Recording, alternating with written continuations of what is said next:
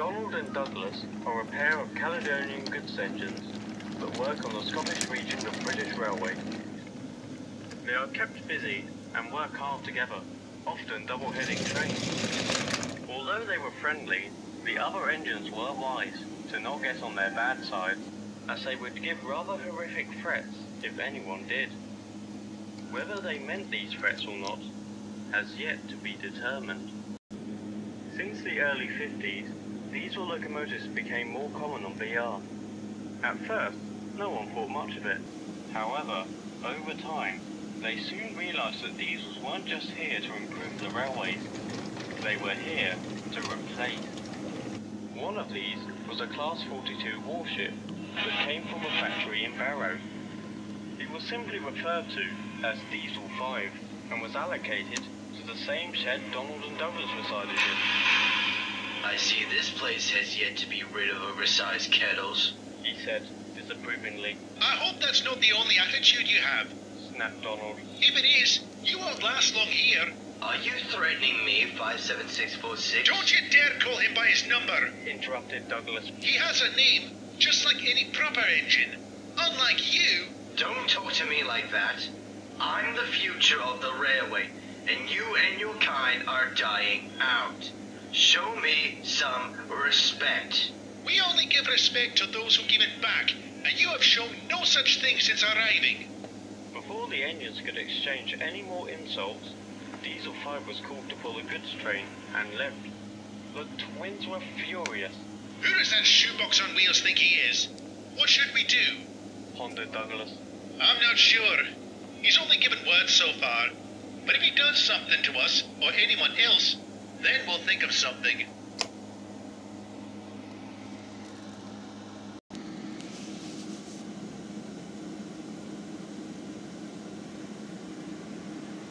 A day went by, and there had been no more confrontations between Diesel 5 and the twins. Unfortunately, this wouldn't be the case for long. Douglas was on a quay at a harbour. He had just delivered some trucks filled with stone, and they were currently being unloaded. Soon they had finished, and Douglas prepared to reverse out of the quay.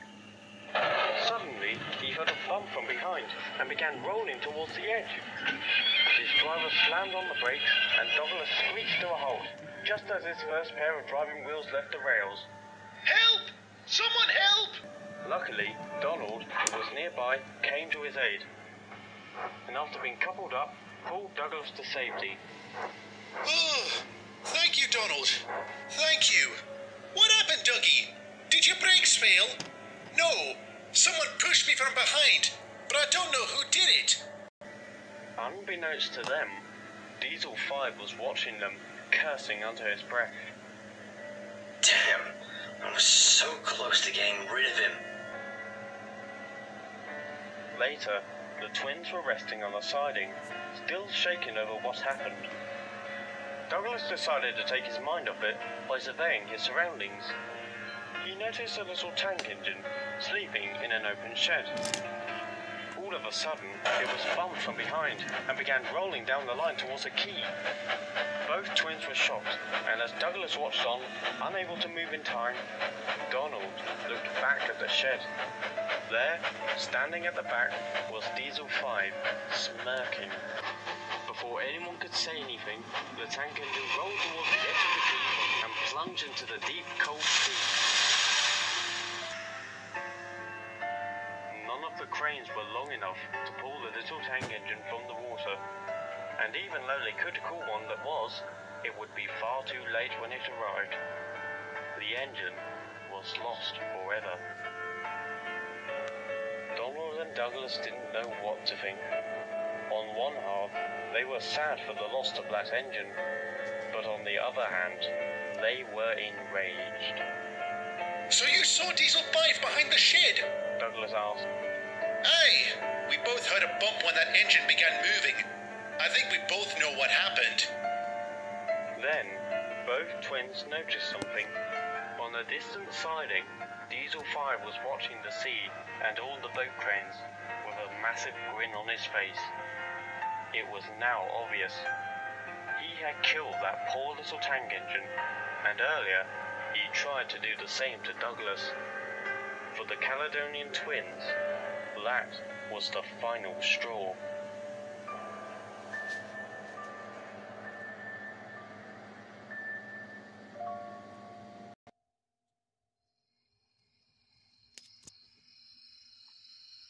That evening, Diesel 5 was in a goods yard, preparing to leave. He had just delivered a train there, and was currently filling up on fuel.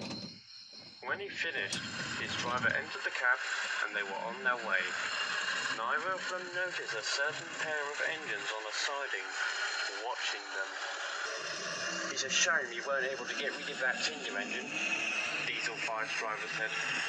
Indeed. I'm sure I'll have another chance. He was interrupted by a spluttering sound from his engine, and before long, he came to a complete stop. What happened? "I don't know," replied the driver. "You're not working anymore." The driver got out and inspected Diesel 5, but there was nothing wrong. "Well, we must have taken bad fuel. I'll have to run back and phone for help." The driver then proceeded to jog up the line, back to the yard, where he would find the nearest signal box. Diesel 5 was all alone, but not for long. He began to hear the puffing of a steam engine from behind. I was hoping for a diesel to help me, but you're better than nothing. Ow! He cried as he was bumped from behind. Do you mind? Quiet, you! Came a stern voice. Oh, which one are you? 57646 or that other one? We're both here. Diesel 5 found this amusing. What? It takes two of you just to move one of me? Actually, we both wish to accomplish the same goal, replied Donald. What are you talking about? The twins didn't reply and began pushing. Wait, what about my driver? He hasn't come back yet. Again, the twins didn't respond. Are any of you going to answer me? Still, no response. Eventually, they arrived at a set of points and stopped. Diesel 5 watched as one of the drivers jumped from the cab and switched them. Then, they moved onto an old, rusty line. Diesel 5 was going to ask where they were going, but since he didn't get an answer on the last few questions, he saw no point in it. Soon, they came to an old wooden bridge. Diesel 5 thought nothing of it at first, until he noticed something. There was a large gap between both ends of the bridge, meaning it had collapsed. Can you two stop? The bridge is out. The twins said nothing and kept moving. Diesel 5 was now desperate. Are you deaf? I said the bridge is out! Despite the Diesel's wailing, they moved closer to the edge. Then, as Diesel 5's first set of wheels left the rails, they came to a halt. Diesel 5 began to teeter. What are you doing? Tell me, Buzzbox, how does it feel teetering over the edge? Donald questioned. How does it feel knowing you could fall? What do you think it feels? It's bloody terrifying. Now pull me back. Now you know how I felt when you tried to push me off the quay. Not to mention that tank engine you sent flying into the bloody sea. Diesel 5's mouth dropped. How did you know? Did you think no one would notice the way you reacted to that engine's death? Donald answered. You might have hidden from the workers and manager, but you didn't hide from us. So we decided to make sure you can't harm anyone else. Of course, we had to get you to a standstill, added Douglas. So we contaminated the fuel in that goods yard without water.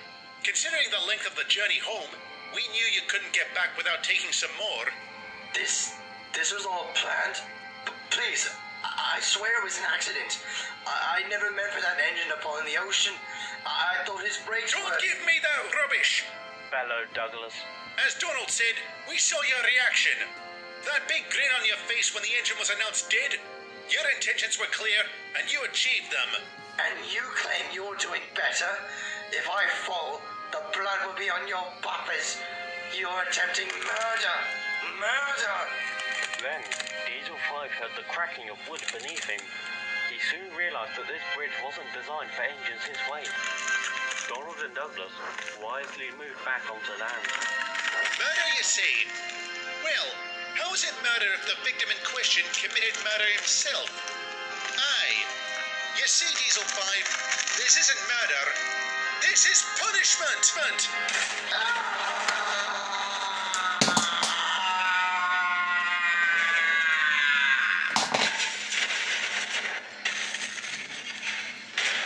A loud, horrific scream was the last sound Diesel 5 made as the bridge fell to pieces and he plunged into the rocks below.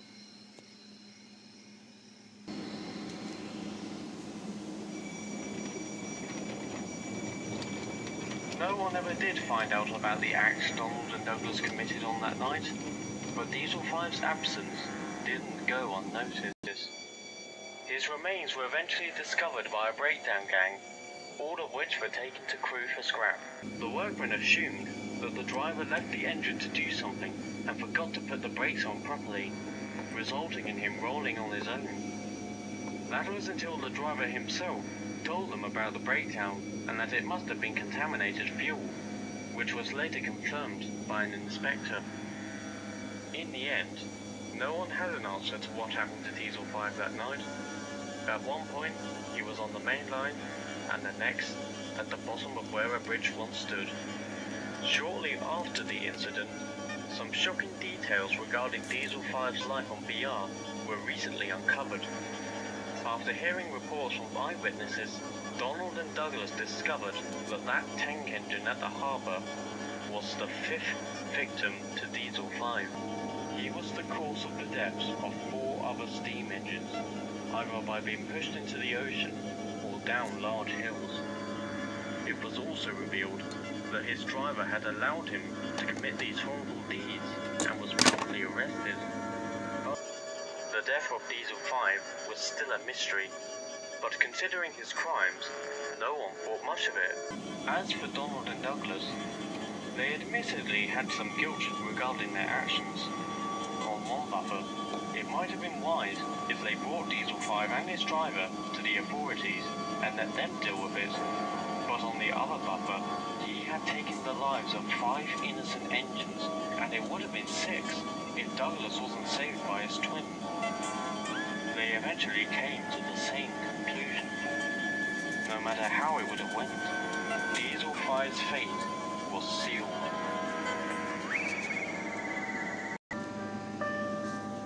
Donald and Douglas remain hard-working to this day and often work together. Despite their stern attitudes, they do show themselves as good-hearted and are friends to many.